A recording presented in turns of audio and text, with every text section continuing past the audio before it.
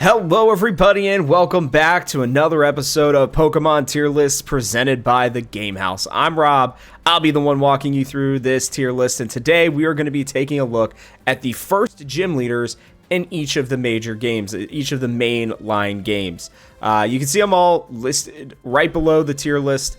There are going to be 12 different, gym leaders, including the 4 different ones between Black and White and Black and White 2, and also the trial leader in Sun and Moon and Ultra Sun and Moon. So all of those, trainers, gym leaders are in there as well. I'm going to ask before we dive into deep that you guys like and subscribe. Liking if you enjoy the video, subscribing if you enjoy a bunch of Pokemon content, because that's what we're putting out on a nearly daily basis.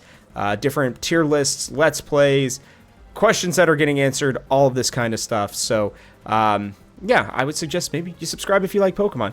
Also, let me know in the comment section below who your favorite gym leader is of these, first 12 gym leaders. And then also let me know in the comment section below which ones you think are going to end up in Arceus and Garbodor tiers. If you've, watched any of these other tier lists, you know that only one will go into the Arceus tier and only one will go into the Garbodor tier. Now, my last little bit here, as always, is I want to set the precedent, the rules, the ways that these gym leaders were graded, and we started with the Pokemon of each one of them, not only just their levels, how much they were maybe a challenge, which we put into the difficulty section, and also how memorable they were, not just as the gym leaders but the battles themselves. And some of this is a little bit of personal preference, as always. That's how these things go. There's no standard way to do it, because otherwise we wouldn't be making these tier lists. So with that, let's just jump right into it, and we are going to be kind of just going through each of these individually. I couldn't decide whether or not I wanted to do them just from top to bottom, or from first gym leader to second gym leader, but I think I've really enjoyed starting in the sort of C tier list and kind of making my way up from there. So that's where we are going to begin on this episode. So that's right, starting in the C tier list, at the bottom of our C tier list is going to be Gen 2's Falkner. Now, Falkner is interesting because there are a lot of people who really like, Falkner. There are a lot of people who don't. I personally do like Falkner. I enjoyed that first battle. I thought that, going from a rock type gym to a flying type gym was really interesting, but he also has the lowest level Pokemon in all of these first gyms, with a Pidgey at level 9. This thing was very, very forgettable. Was not really much of a challenge, considering, you could go to the cave and then all the other different Pokemon that you have. And even, if you ended up starting with Chikorita, like, this gym battle wasn't super challenging. Pidgeotto was definitely, I think, a big step up, but just walking your way through Pidgey really was not much of a challenge. And again, the thing that kind of kept Falkner from being in Garbodor tier was that there were some memorable portions to this. I think for a lot of people, Heart Gold and Soul Silver are some of their all-time favorites. That includes myself. It consistently ranks up there at the top, and that's really what's keeping Falkner from being down there at the bottom of our C tier list, and that's where we're starting things off. The next one is going to be the trial leader from Alola, Ilima. I believe that's how you pronounce it, but this one was interesting because it had, obviously Ilima has 2 different types of challenges depending on the game you're playing. It's either Gumshoes and Yungoos, or the Alolan Raticate and the Alolan Rattata. The gym battle was generally, I would say, difficult, or the trial battle was one of the more difficult ones, definitely in the top half of these rankings, but the Pokemon weren't exactly exciting. I think the Alolan Rattata and Raticate were definitely the more exciting of the duos that are in this, that are in these battles, right? But Gumshoes and Yungoos, I don't know. Maybe more people really like it, and maybe they're just going to sit here and say, oh, you just hate Sun and Moon. I don't hate Sun and Moon. I got to put them somewhere, right? And compared to a lot of these other Pokemon, they just really weren't that challenging in some areas. In others, they weren't as memorable either, but they weren't near the bottom. It's just that in the aggregate scoring, this is kind of where Ilima ended up. So that's the middle person on our C tier list. And the last one's going to be Cress. And Cress is not necessarily a bad gym leader either. I think probably the problem is that he is overshadowed by his two brothers. So I think that makes it a little bit of a challenge. Also, you do remember them just because of the fact that, this is the only gym where it's based on the Pokemon that you pick at the very beginning. I think that really helped Cress work his way up in these rankings.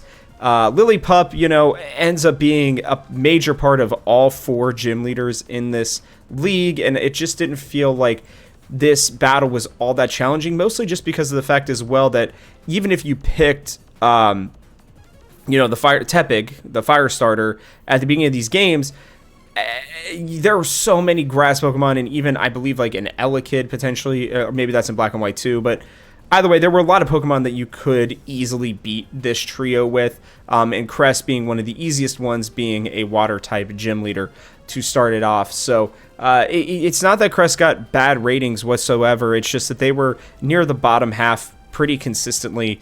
And so that's where it ended up with C tier list. But we are now done with the C tier list, and we're going to be moving up to B. And starting off our B tier list at the very bottom is going to be Katy, Katy, however you want to pronounce it. And this one was interesting because the Pokemon was actually one of the top 5, just because of the fact that you've got the Nimble, the Tarantula, and the Teddiursa, all with relatively high levels. It's just that these later games, right, you have the experience share, so they had to be higher levels, but this one didn't feel like it was high enough to be super difficult. The Teddiursa definitely was much more of a challenge, and that was really, I think, a big way to move Katy up. I also just don't think that she's all that memorable as a gym leader. I think that there are a lot of other gym leaders, not only in that region, but in this tier list as well, that are just a lot higher ranked than she is, like in terms of how much you're going to remember them. And part of that has to do with the fact that, these other ones are in the anime more often, right? Or had big arcs in it. And I don't really personally remember the battle with Katy all that much. I'm not a huge anime fan, and neither were the other people who were putting this on here, at least like the newer anime. I haven't really gotten, honestly, a chance to really check out Liko and Roy all that much. I do like the buildings of their team so far, though, so I am intrigued by that. But Katy just doesn't really work her way up this list all that much, but she did have some interesting Pokemon, I think, that really carries her immensely. She's one of the only 3 gym leaders on this entire list that has more than 2 Pokemon, which is what upped her difficulty at least a little bit, and enough to put her into B tier list. Next is going to be another 3 Pokemon gym leader, and that's going to be Roark. Roark also is really interesting, but Roark kind of felt like a copy of Brock, but added the Cranidos, which is great. There's nothing wrong with that, but they made the Onix a little less stronger. The Cranidos is still definitely challenging, but with all like the water and grass Pokemon in Diamond and Pearl, it wasn't especially challenging early on. But well, I shouldn't say that. Sorry. It could be very challenging depending on the Pokemon that you had. I will say that. We did end up ranking it a little higher now that I'm looking over this.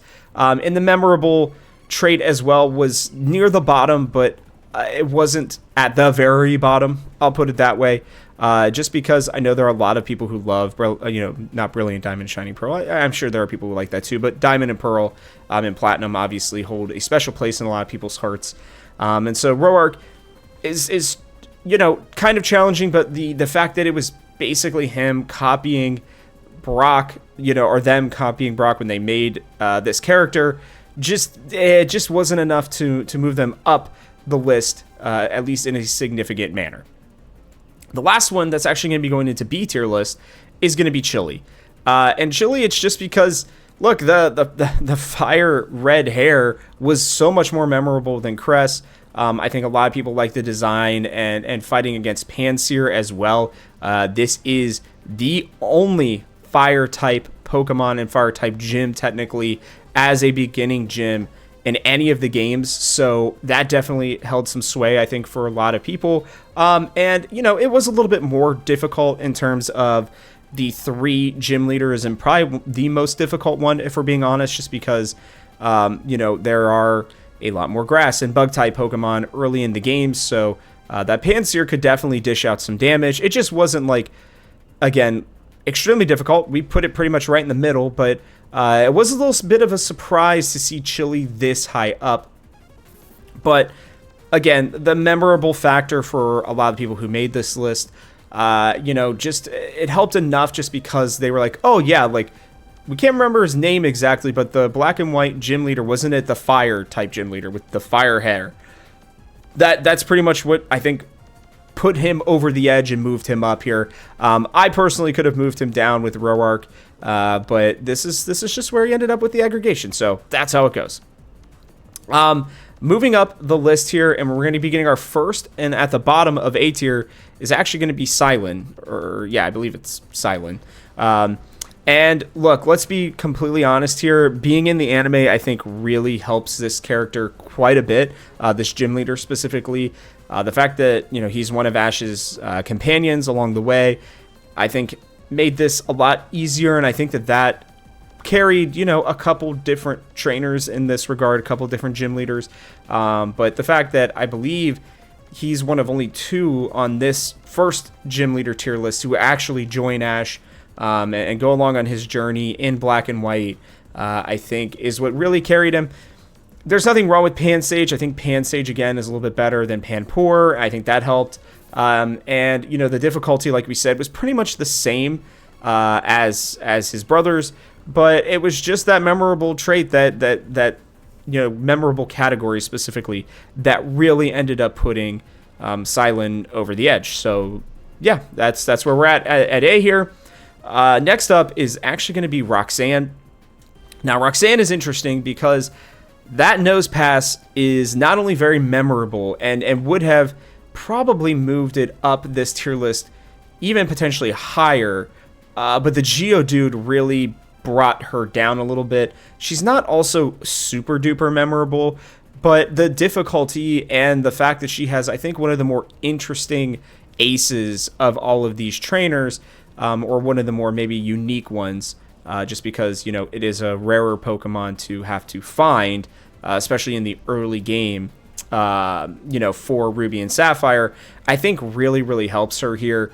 And again, we cannot stress this enough. This is one of the most difficult gym leaders, without a doubt. Roxanne is tough, and I think that's really what moves her up this list, especially, when you're considering all these other first-time gym leaders. Next up is going to be Milo.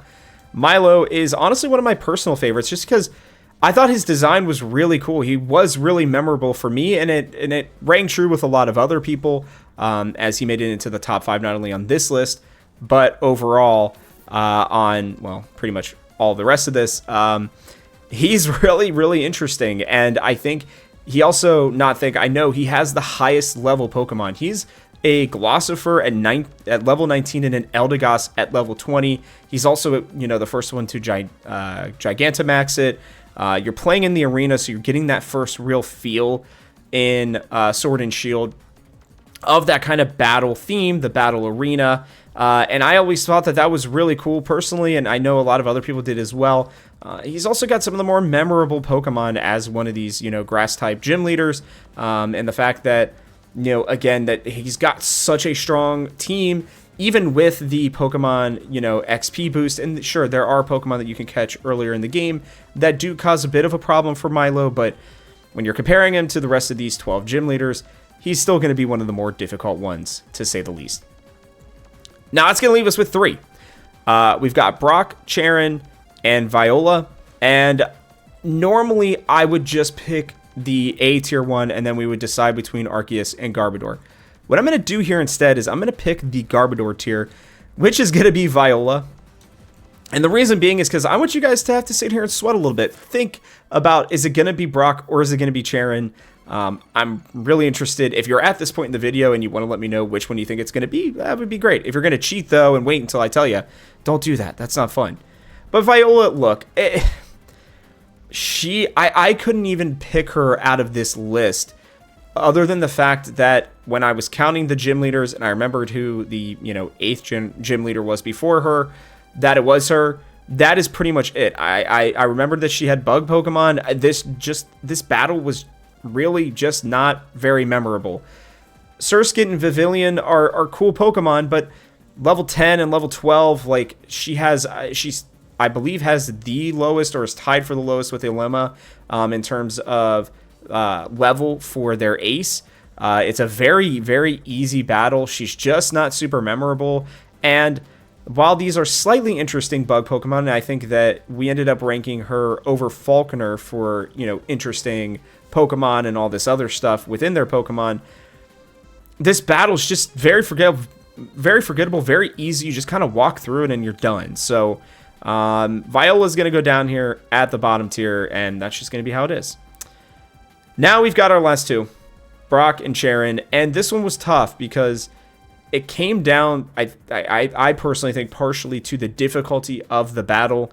One that I think was, while there were difficult parts to the one who's going to be in the A tier, it really was the difficulty, and I'll explain it here in a second, of this gym leader and the memorableness of them as well that really helped them get over this.